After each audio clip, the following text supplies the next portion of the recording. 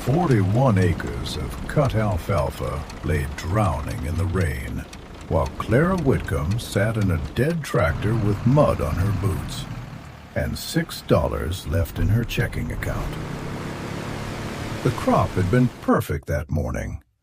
By sundown, it was turning yellow in the windrows, stripped of protein, stripped of value, stripped of the one chance everyone in Alder County said she never had. And from the county road, parked just above her south field, a black Ram pickup idled in the downpour. Cal Voss sat behind the windshield, dry as a banker, watching her lose everything. He did not honk. He did not wave, mild.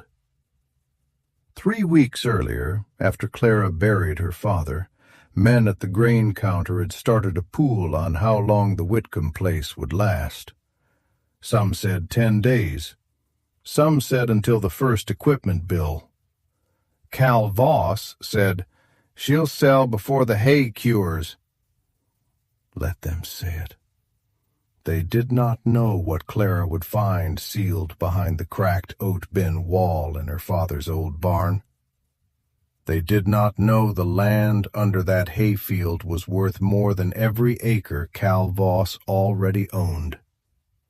And they had no idea what a woman with nothing left to lose could still dig out of the dirt. Clara Whitcomb had not planned on becoming a farmer.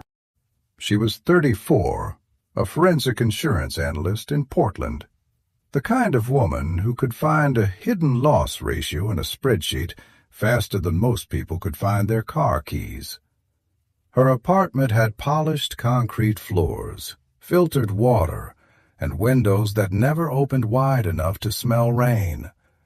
Her father, Samuel Whitcomb, had spent his life on 186 acres of irrigated ground in the dry high country near the Idaho-Oregon line. He grew alfalfa the way some men practiced religion, with patience, suspicion, and a fear of bad weather that bordered on prayer. Clara loved him, but she had left that valley at 18 and told herself she was never going back. Then Samuel dropped dead in the pump shed with one hand still on a crescent wrench. The funeral was small. The condolences were smaller. By the third day, people had stopped asking how Clara was and started asking when she would list the farm. The estate meeting happened in the back room of Prairie State Bank, under a humming fluorescent light that made everyone look tired. The bank manager, Lorna Bell, slid a folder across the table and could not quite meet Clara's eyes. Her father had been carrying $486,000 in debt. Operating loans, repair notes, a mortgage extension, emergency money borrowed after the last drought. The Whitcomb place was not just strained. It was one missed harvest away from the auction block.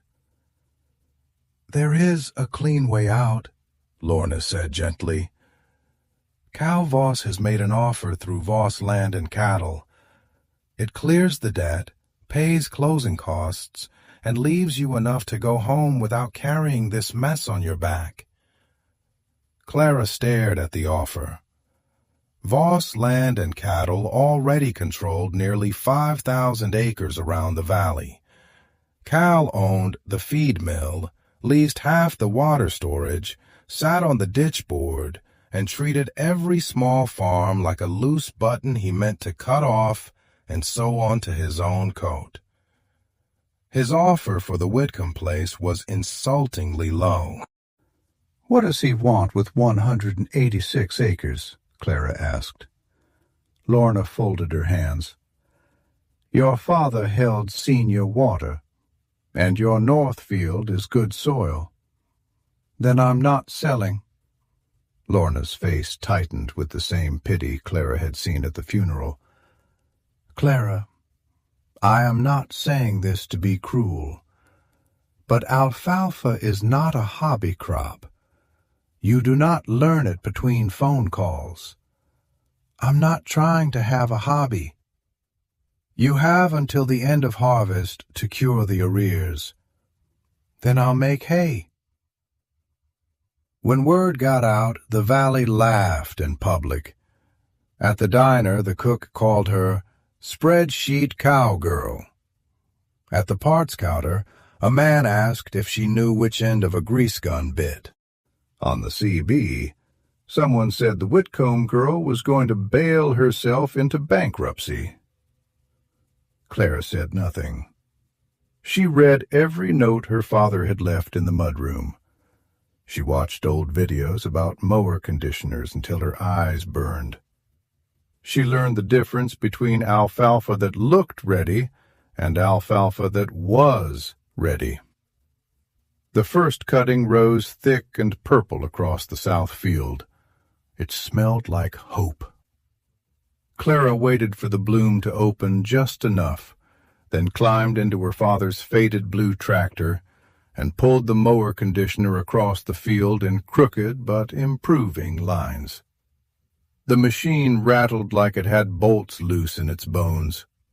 Dust stuck to her face. Her shoulders ached. By the second afternoon, 41 acres lay in clean windrows. She stood at the edge of the field and laughed out loud. For the first time since the funeral, she believed she might actually do it. What she did not understand was how fast alfalfa can punish pride. Alfalfa is not just grass. It is timing made visible. Cut too early and you sacrifice tonnage.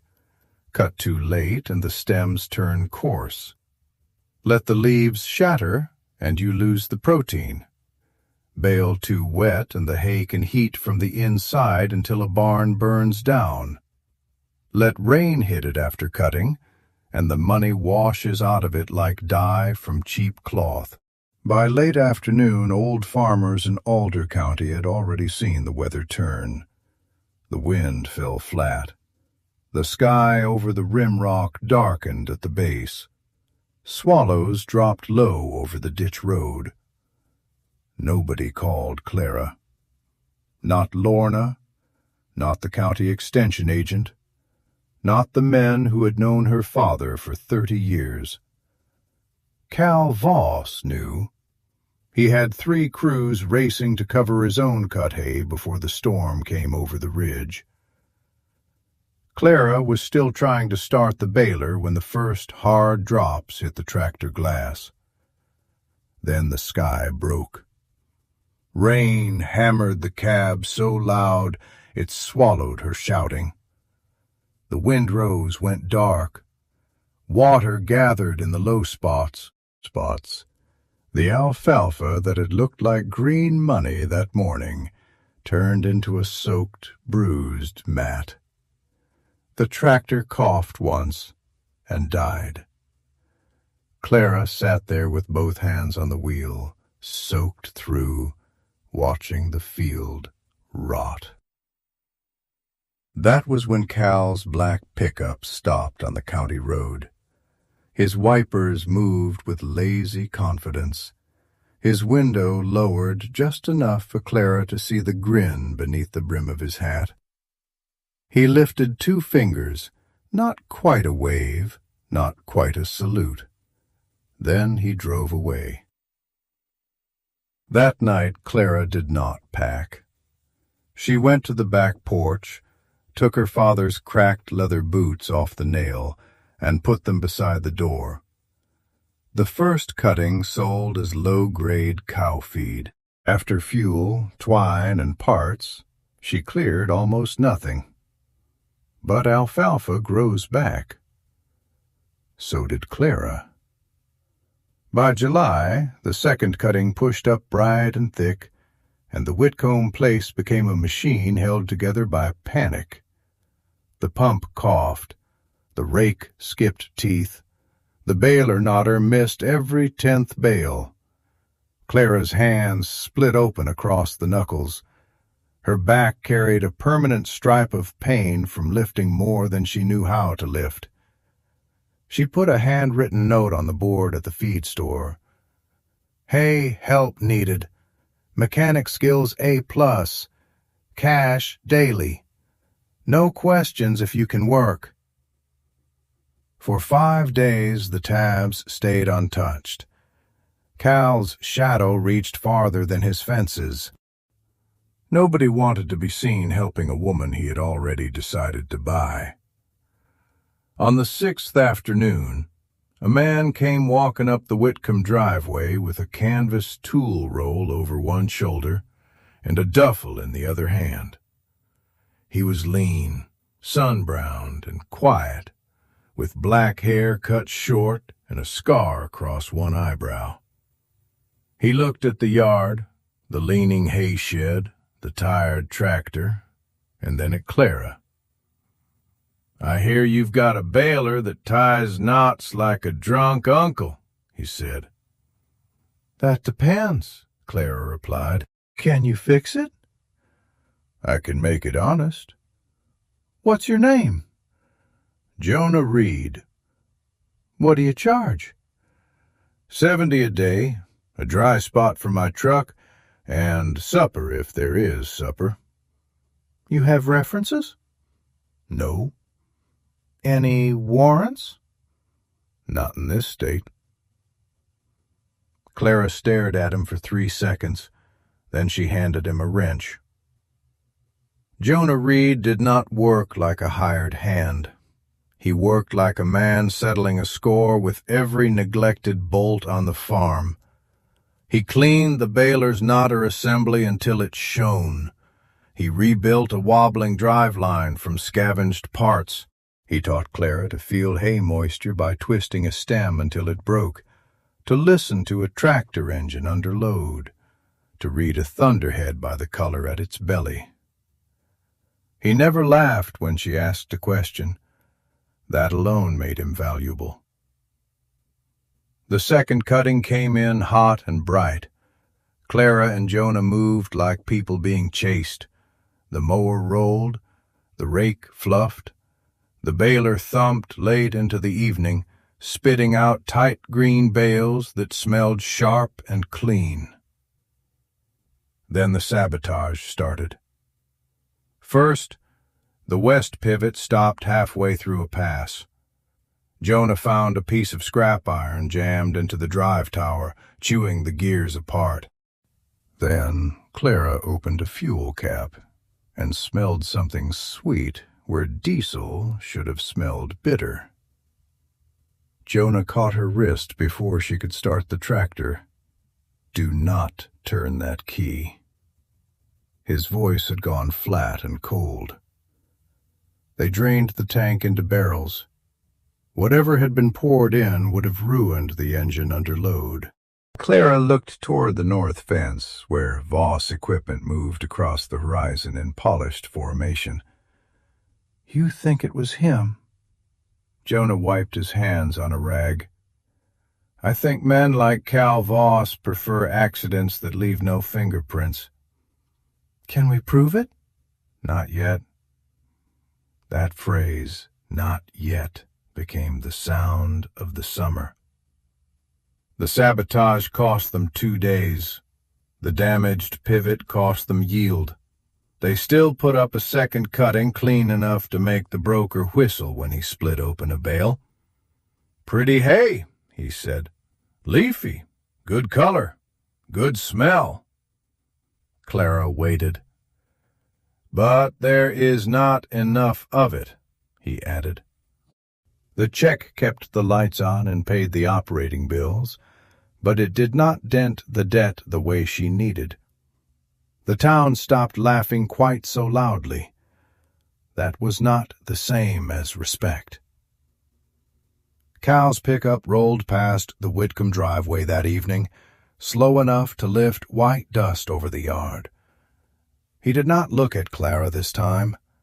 He looked at the hay shed and smiled, like a man counting money he had not yet stolen.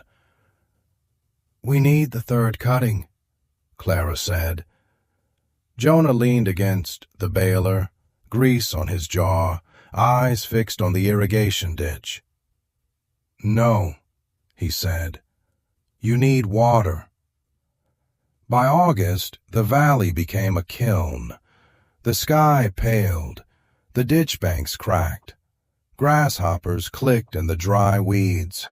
Even the cottonwoods looked tired. For alfalfa, August is judgment month. The third cutting can be the money crop. Finer stems, higher protein, the kind of hay horse buyers fight over when drought has burned everything else to straw. But alfalfa is a deep-rooted plant, not a miracle. Without water, it waits. Without water long enough, it dies back and takes your bank account with it. Alder Creek fed the Whitcomb farm through a ditch older than the state's first paved roads. Samuel Whitcomb's water right dated to 1889. First in time, first in right. On paper, Clara's right outranked Cal Voss's flashy ponds and center pivots. On paper. 3 days after the second cutting came off, the Whitcomb ditch slowed to a brown crawl. By morning it was dry. Clara drove the four-wheeler up the ditch line until she reached the Voss boundary. On the other side of the fence, a temporary concrete diversion had been set across the creek, sending the water into Cal's holding reservoir. She went straight to the county water office with her father's deed in a folder and rage in her throat. The commissioner, Ben Albright, barely looked up. "Emergency low-flow adjustment," he said. "My right is senior." There was a drought-sharing memorandum. "My father would not sign away water in August." Albright opened a file and turned it toward her. Name, or something pretending to be his name, beneath a block of legal print that gave Voss Land and Cattle the right to divert a majority of Whitcomb water during declared drought stress. Clara felt her skin go cold. "That signature's wrong." "It is recorded." "That is not the same thing." Albright's expression hardened. "Miss Whitcomb, I suggest you stop confusing grief with expertise." She drove home with the road warping in the heat ahead of her. Jonah was under the baler when she pulled into the yard. She told him about the memorandum, the dry ditch, the commissioner's file. He slid out from under the machine, sat up, and stared at nothing. "What?" Clara asked. "That document is a trick. You have not seen it. I have seen his kind before." "Whose kind?" Jonah stood slowly. Something in his face changed, like a door opening onto a room he had kept locked. Cal Voss used the same low-flow paperwork on a farm in Nevada 4 years ago. Got a desperate man to sign a loan receipt, then recorded it as a water concession. By the time the family understood what happened, their pumps were dry and the land was gone. Clara's eyes narrowed. "How do you know that?" Jonah did not answer fast enough. "Because," he said finally, "the farm was my mother's." Clara took one step back. "My name is not Reed," he said. "It is Jonah Voss. Cal is my uncle." The yard went silent except for the tick of hot metal cooling on the baler. Clara felt the summer rearrange itself around that sentence.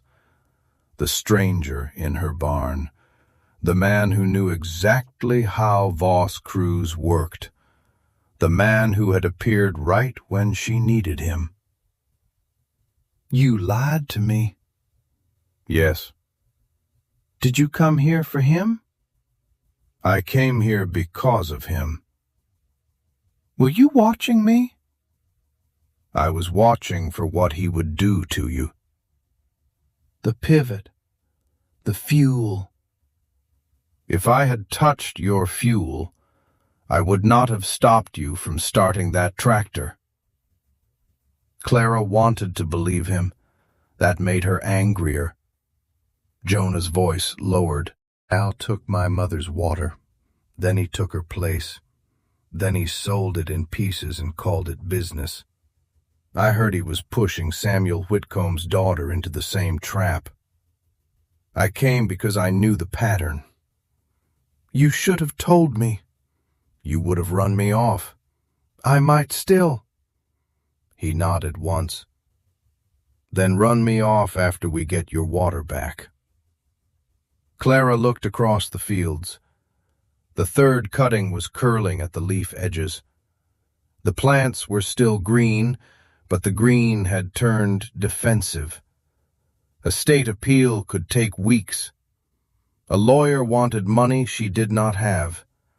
The county office belonged to Cal. Then Clara remembered something her father had muttered years ago when a ditch dispute broke out after church. The old bypass still belongs to us if anybody has the guts to clear it.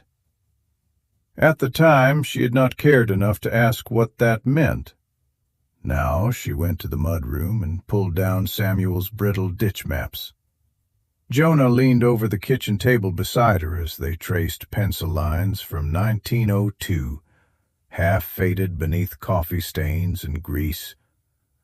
There it was, a buried relief gate cut through the basalt shelf on the Whitcomb side, built before the modern diversion was poured, recorded as an emergency return channel for Alder Creek.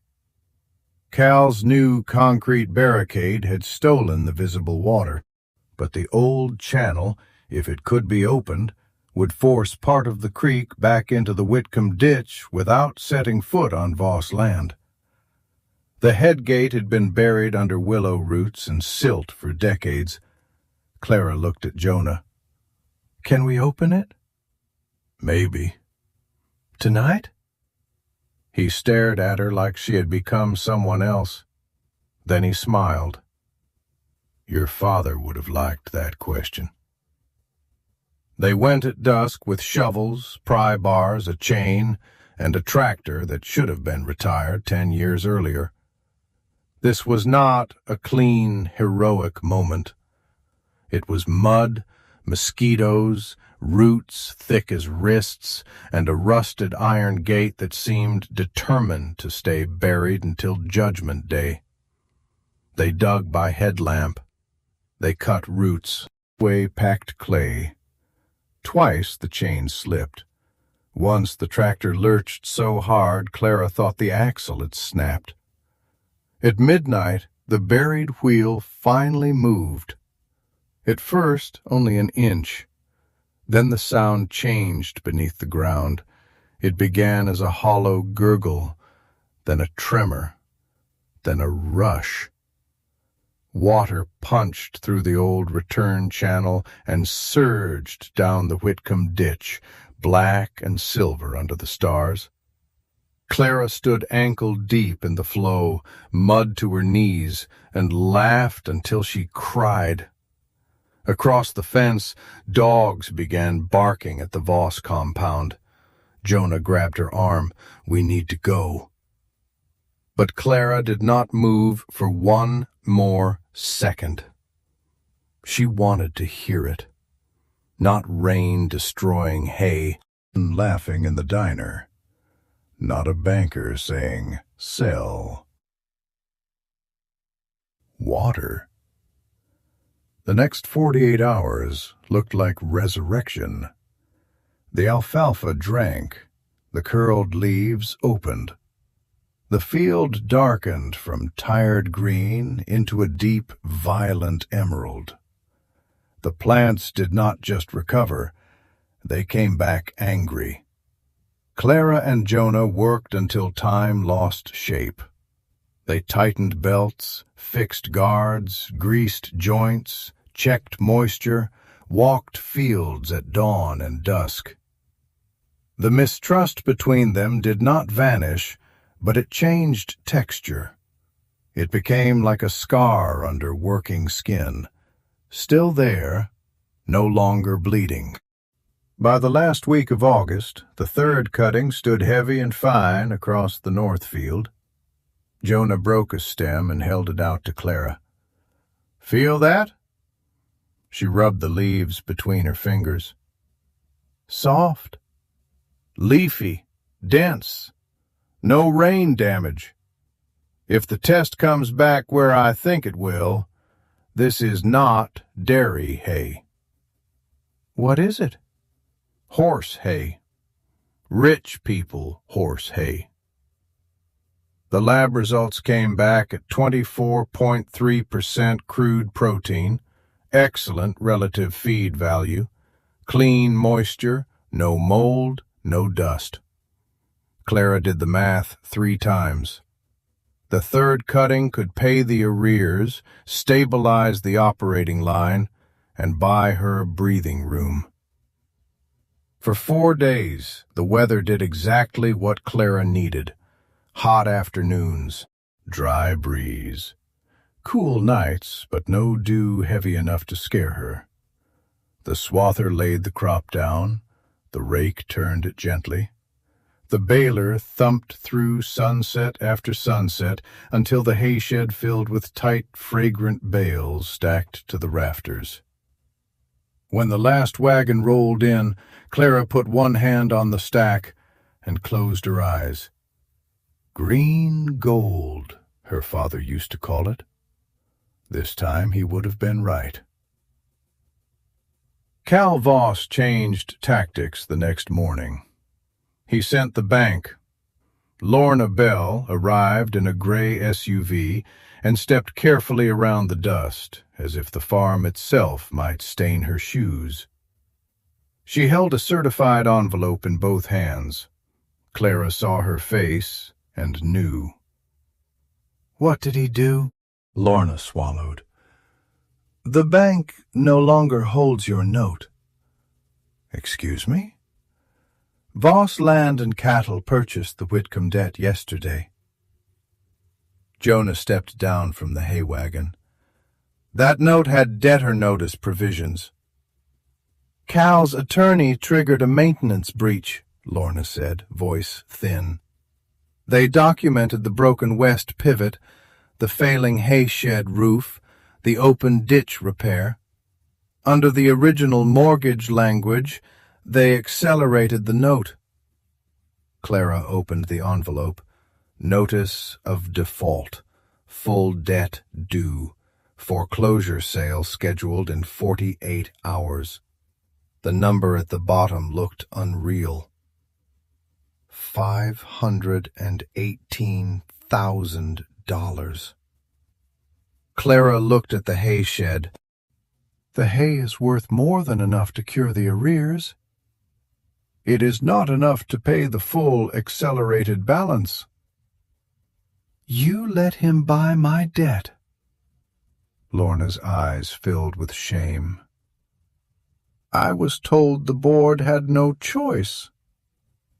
"No," Clara said. "You were told Cal had already chosen." From the road a horn sounded. Cal's black ram sat at the driveway mouth.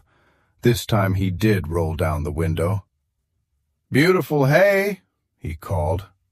"Shame it'll sell cheap at auction." Clara did not answer. She waited until his truck disappeared in a curtain of dust. Then she walked into the kitchen, cleared every plate off the table, and spread out the lab reports, the note, the crop estimate, and every contact Jonah had in the premium hay market. "We need a buyer with more money than patience," she said. Jonah's mouth twitched. "I know one. Call them." "Ruth Halden does not buy from panicked farmers. She supplies endurance barns, polo strings, and racehorse operations from Sun Valley to Santa Anita. She squeezes pennies until Lincoln begs. Good. That was not a compliment. I do not need nice. I need rich, urgent, and allergic to losing. Jonah made the call from the porch. Ruth Halden laughed at the first price. Clara expected that. Then Jonah sent the lab report, the bale photos, the moisture readings, and one sentence that Clara wrote on the back of an envelope. If you do not buy this hay before Friday morning, Cal Voss will take it in foreclosure and grind it into commodity feed. The second call came 12 minutes later. Ruth wanted the entire lot. She would pay a brutal price, almost double normal market, if the hay matched the test, if she could inspect before the auction, and if Clara could load the first trucks by noon. The total would cover the debt and fees within a hair. Friday morning arrived clear and cold. At 8 o'clock, Voss trucks blocked the main driveway under the excuse of auction staging. At 8:30, Cal arrived with Commissioner Albright, 2 deputies, and a contract auctioneer who looked embarrassed but not embarrassed enough to leave. Cal wore a cream western shirt and a silver belt buckle the size of a saucer. "Morning, Clara," he said, stepping onto the yard as if he already owned the dust beneath him.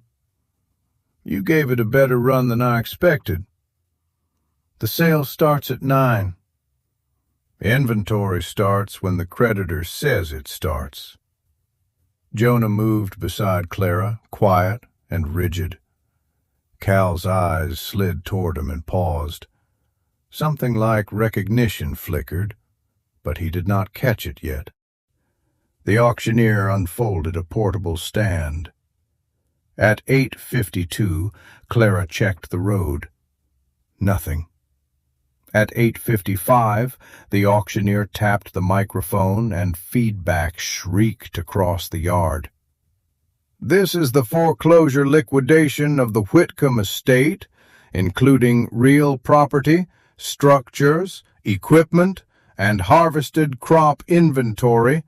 I have right of redemption until the first accepted bid," Clara said. Cal smiled. "Then redeem." The road beyond his trucks stayed empty. The auctioneer lifted his gavel. Then a sound rose from the north, not from the highway, but from the old cattle track beyond the dry wash. Engines. Many of them. A tan dust cloud rolled over the sage flat. One by one, white semi-trucks came into view, easing down the forgotten easement road that crossed the neighbor's BLM lease and entered the Whitcomb place from the back. At the front was a black SUV with temporary commercial permits taped inside the windshield. The trucks did not stop at Cal's blockade because they never reached it. They came in behind him. A woman in a camel coat stepped out of the SUV with a leather folio in one hand and a satellite phone in the other. She was silver-haired, small, and carried herself with the terrifying calm of someone who had spent a lifetime making expensive animals more valuable. "Which one of you is Clara Whitcomb?" she asked. Clara stepped forward. "Ruth Halden." Cal stormed toward her. "This is a closed creditor sale." Ruth looked past him to the hay shed. "Is that the 24% third cutting?" "It is," Clara said. "I want cores from 3 stacks and the lab original." Cal's face flushed. "Sheriff, remove her." One deputy looked at the other. Neither moved. Ruth opened her folio, removed a testing probe, and walked directly to the nearest stack.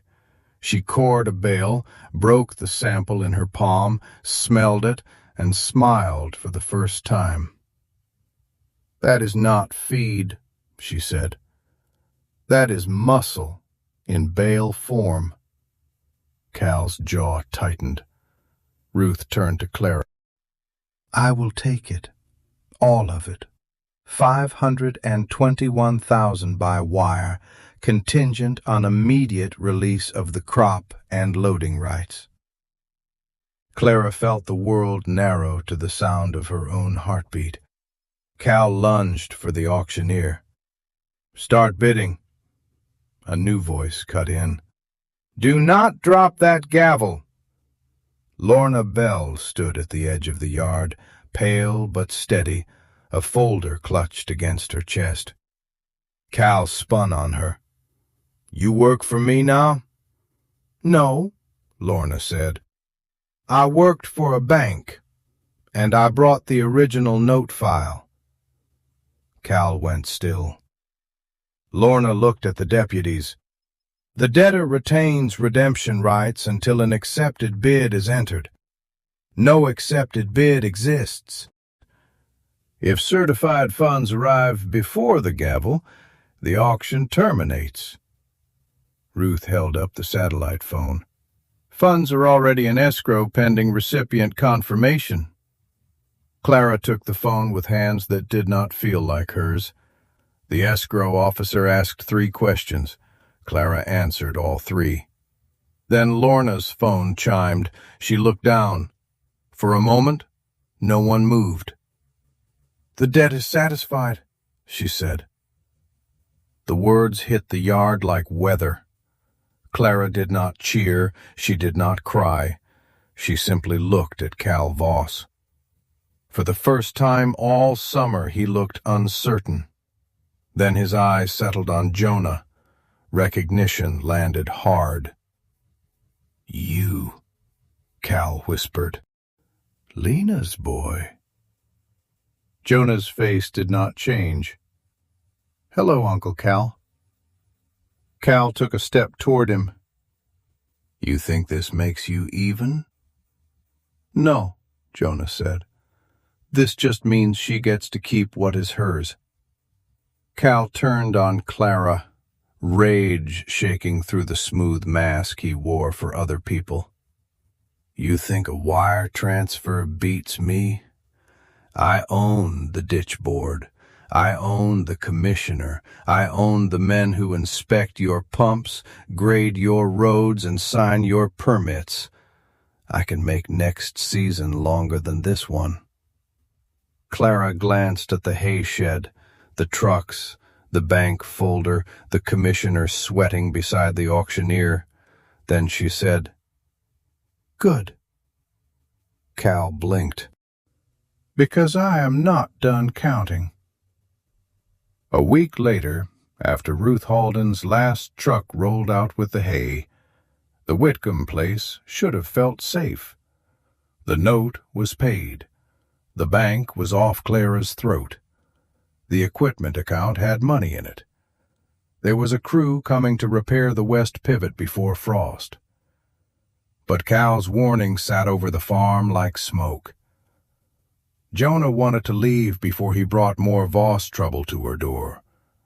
Clara told him to shut up and help fix the barn. The old oat barn had leaned southeast for years. The floor near the feed room bowed underfoot, and the foundation stones had shifted during spring runoff. If snow loaded the roof wrong, the whole corner could fold. They spent a cold October morning tearing out rotten boards. The work was filthy and stubborn. Dust rose in clouds. Mice scattered. Old chaff stuck to their sweat. Clara drove a pry bar beneath a board near the oat bin wall and heaved. The board split. Behind it, something metal knocked against stone. Not hollow wood. Metal. Jonah brought the work light closer. Set into the wall cavity, hidden behind cedar planks and packed feed dust, was a long, galvanized survey tube wrapped in oilcloth, with a canvas bank bag tied to it by baling wire. Clara's breath caught. She pulled the bundle free and set it on the floor. The bank bag was brittle with age. Inside were notebooks, cassette tapes, photo envelopes, original water maps, soil reports, and copies of checks made to names Clara recognized from the county office. Samuel Whitcomb had not been drowning quietly. He had been investigating. The first notebook began 12 years earlier. Cal bought the Jensen place after the holding pond tested hot. Voss fertilizer truck seen at West Gate 2 nights before sample. Photos in envelope C. Another entry. Commissioner Albright received $9,000 through the Stockmen's Association Fund 1 week before altered ditch ruling. Bank transfer copy included. Another. Private hydro survey confirms basalt aquifer below North Whitcomb Field. Artesian pressure stronger than county map shows. If Cal controls the farm, he controls the valley's dry year water. Clara sat back on her heels. The room seemed to tilt. Jonah held up a folded geological report, his face gone hard. This is why he wanted your land. The water right? Not just the right. Jonah tapped the map. The source. Beneath the Whitcomb North Field was a deep artesian aquifer feeding half the old creek system. Cal's wells were weakening. His ponds were not enough. The 5,000 acres he bragged about were thirsty, and the only reliable water left was under Clara's Alfalfa. Her father had found it. That was why Cal needed the farm. Not because Clara was weak, not because the soil was good, because the ground was a key. Clara lifted one of the cassette tapes and found her father's handwriting on the label. If I do not make it to Helena. Jonah found the old recorder in the bag. It took 2 tries before the tape turned. Samuel Whitcomb's voice filled the barn, thin with age, rough with exhaustion. If this is being heard, it means I either waited too long or trusted the wrong man. Cal Voss is not buying farms. He is stealing water through debt, false filings, and county offices he paid to look away. The proof is here, Portland, under Clara's name. But the originals are hidden in the oat barn because nobody searches a place they think is already dead. The tape hissed. Then Samuel said the sentence that broke her. Clara, if you are the one hearing this, I am sorry I let the farm become a fight. But roots do not ask permission to hold ground. The recorder clicked off. For a long time, neither of them spoke. Clara had spent the season trying to save land. Now she understood she had been standing on evidence. The next morning, Clara drove to Boise with Jonah in the passenger seat and the survey tube strapped across the back seat like a weapon. She did not go to the county. Her father had warned her not to. She went to the state attorney general's office, then to the environmental crimes unit, then to a federal investigator who stopped looking bored after the third ledger and went completely silent after the first tape. Clara's old life came back to her, not as an escape but as a tool. She built timelines, matched transfers to rulings, matched photos to inspection dates, matched altered water maps to bank purchases.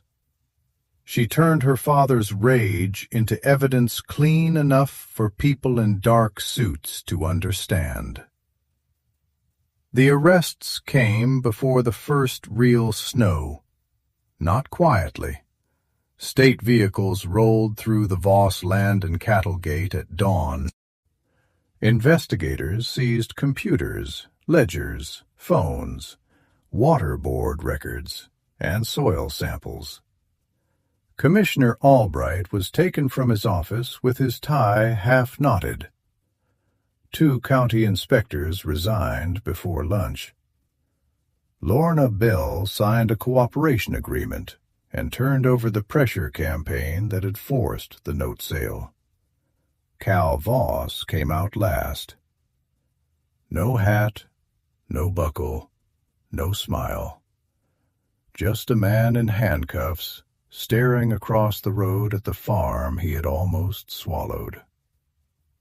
Clara watched from her side of the fence. Jonah stood beside her with 2 cups of coffee steaming in the cold. "You all right?" he asked.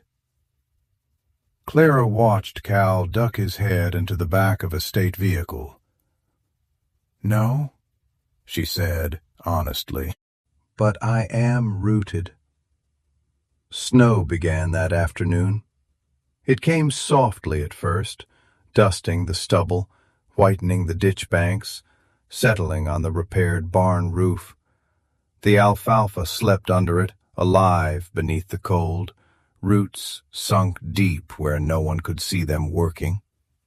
By winter, the valley had stopped laughing. Men at the feed store lowered their voices when Clara walked in. The ditch board was replaced. The state froze Voss water transfers pending investigation.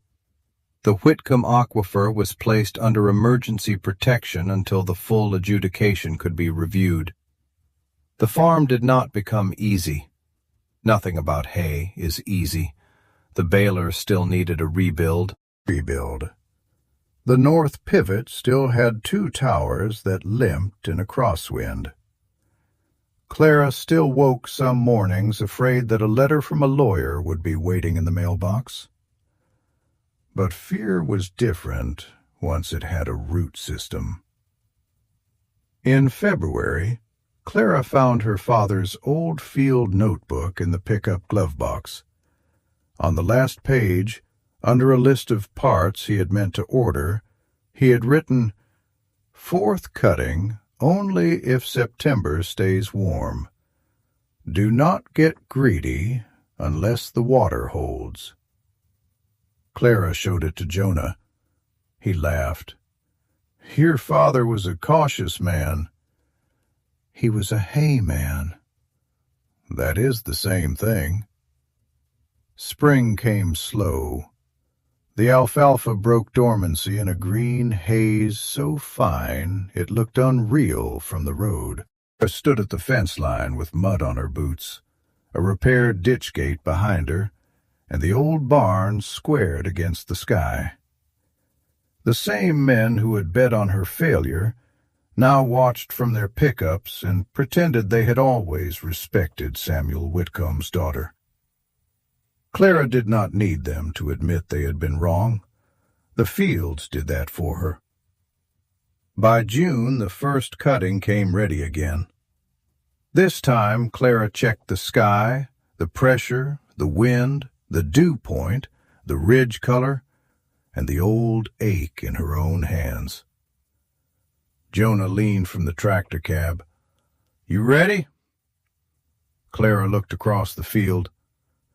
A year ago, rain had flattened her first crop, while Cal Voss laughed from the road.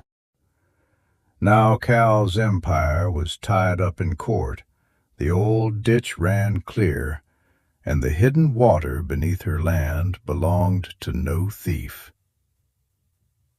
She climbed into the tractor. "I'm a Whitcomb," she said. I was ready before they started laughing. The mower dropped. The alfalfa fell clean.